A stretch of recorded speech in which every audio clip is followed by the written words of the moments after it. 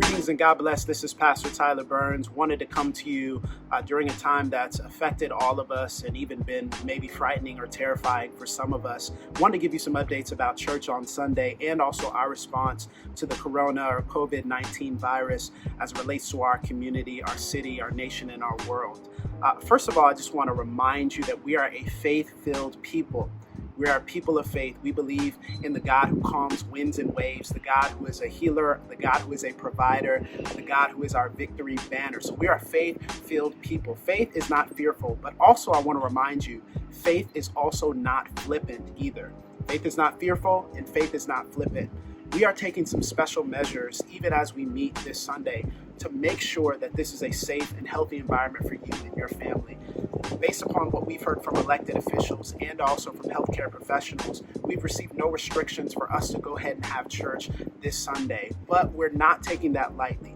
We encourage you first to wash your hands. This is obvious, but we encourage you to wash your hands before you get here and while you're here as well. We're also going to be disinfecting every surface and seat in the Hagler Auditorium to make sure that it's safe for you to interact with. In addition to that, we'll have extra hand sanitizer and open doors so that you're not having to interact with surfaces in an unsafe way. To make sure that we're taking care of our neighbors, we encourage you not to do hugs or handshakes or high fives, but rather to do some elbow bumps or maybe a Wakanda salute, a smile and a wave. But in all seriousness, if you feel sick in any way, shape, or form, please stay home.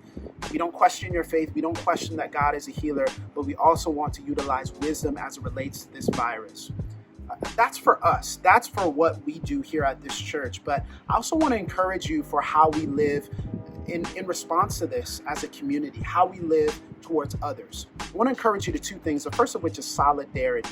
Solidarity means unity and agreement. It means coming alongside someone who needs to be affirmed in their dignity. Now, I haven't seen anything for people within our congregation, and so don't think I'm responding to anything that I've seen, but just so it's clear where we stand against all prejudice, bigotry, and xenophobia toward the Asian community in our area. We want to make sure that we stand alongside of them as image bearers of God, many of whom are brothers and sisters in Christ. We also stand in solidarity with our seasoned saints, those in their 60s, 70s, 80s, and above.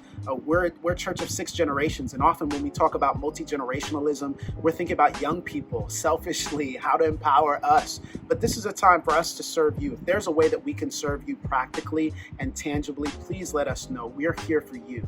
We also stand in solidarity with our healthcare professionals, those who are on the front lines of everything that is going on. I encourage you to go out of your way to serve a healthcare professional this week, whether it's buying a meal, sending them a care package of some sort, asking them if they have any practical needs.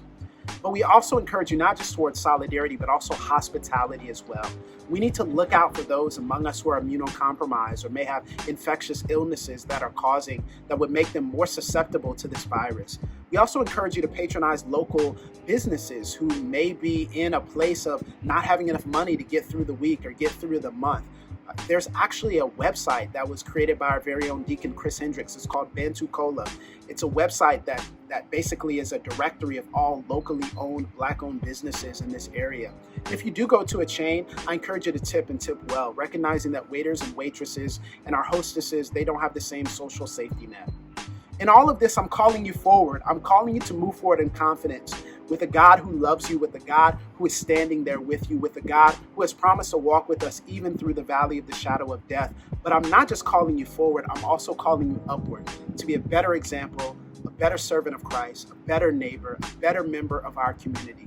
I know this has been heavy, but let me gas you up before I close out. Let me put some fuel in your tank. Church, we are built for this. We are a resilient, can-do congregation. We're a bounce-back church. We're a church of destiny unlockers, those who are commissioned. We have a mind to work. So this can be our finest hour. This can be a place where we show love to people. This can be a place where we band together even tighter. I call out the leader in you. I believe in you. We love you so much, and we've been praying for you by name. We believe that this is an opportunity. Faith is not fearful. It's also not flippant as well. And we call you forward together, but we also call you upward. We're working together on this. We're in this together. Not just you and me, but God is there with us. We look forward to seeing you on Sunday, and we're praying for you that you stay safe. Peace.